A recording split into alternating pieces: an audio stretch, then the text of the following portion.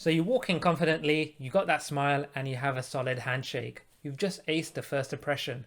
However, there are 5 things that interviewees do during the interview that immediately put the interviewer off. If you're interested in finding out what they are, let's get started with today's video. Okay, we're going to kick off straight away with number 1, and that's being underprepared. Now, when it comes to going to an interview, it's a lot like meeting someone for the first time that you're trying to impress.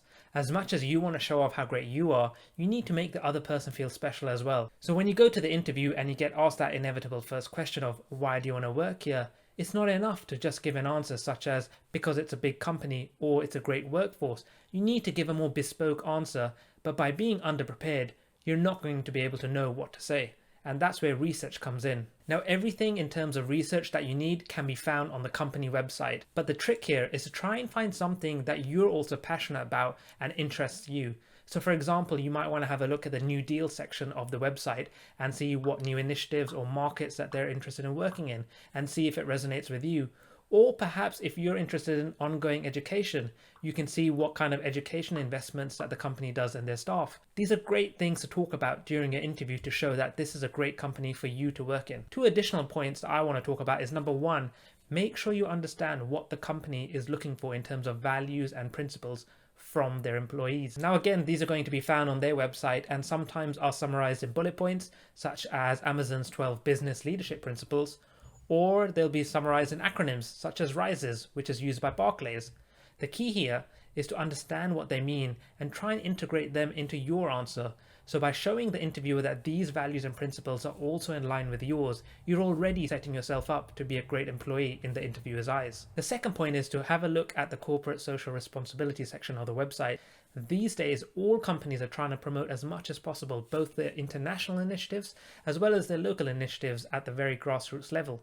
Now, when it comes to looking at these initiatives, try and find a cause that you're also passionate about and then talk about this during the interview. By doing this kind of research on the company, you're going to make it clear to the interviewer that this was the only company that you ever wanted to work for. Number 2, alright, stay with me here. I know what I just talked about, but being overprepared can have its downsides as well. Now, when it comes to answering questions, especially competency-based questions, a lot of candidates just try and memorize as many as possible. However, the problem arises when you start to regurgitate your answers as much as possible during the interview. Whilst I would encourage everyone to write down their answers, rehearse them, memorize them, there's a fine line between being prepared and over-prepared, with the latter making you look very robotic, stiff, and rehearsed during your whole interview. Not only is this going to come across as bad communication skills on your part, but the interviewer is going to feel like you're not being here in the present.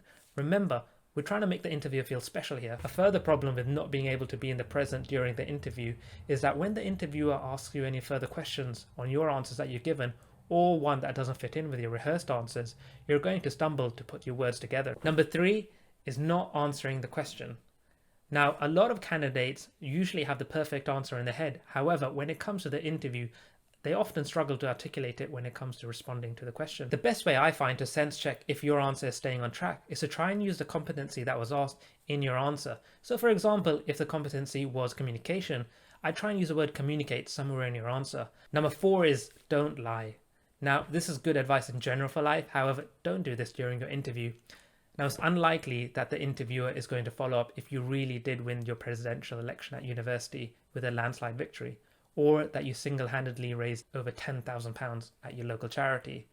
But the issue with this is, if the interviewer asks you and probes you further when it comes to your responses, you're going to either fumble for a response or you're going to have to stack on your current lie with a new lie. It's always best if you're your most authentic version during the whole interview process, because this is when your best personality will shine. This way, when the interviewer does want to ask you any further questions about your experiences and past actions, you'll only be recalling events which actually did occur rather than trying to come up with a new lie on the spot. And lastly, number 5 is not rehearsing your answer. Now, when it comes to the interview, this should not be the first place that you're saying your answers out loud. So that's why when it comes to your interview prep, I strongly suggest you make time for rehearsing out loud in front of the mirror or in front of your family, or better yet, with more and more interviews happening online, have a Zoom call with a friend.